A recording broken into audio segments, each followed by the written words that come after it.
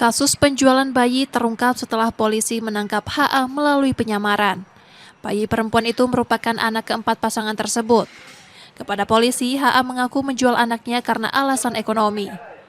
Ia menawarkan anaknya lewat media sosial dengan modus adopsi, bahkan sejak dalam kandungan. Coba kamu ceritakan dulu, bagaimana awalnya kamu bisa terpikir untuk menjual anak tersebut? Karena ekonomi. Ya, karena ekonomi. Maksudnya itu gimana? Awalnya bisa terjadi penjualan itu gimana?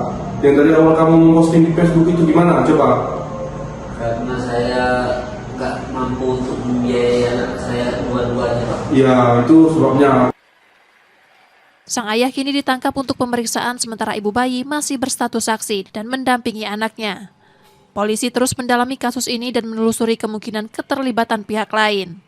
Muklas Diferensial, Kompas TV, Palembang, Sumatera Selatan.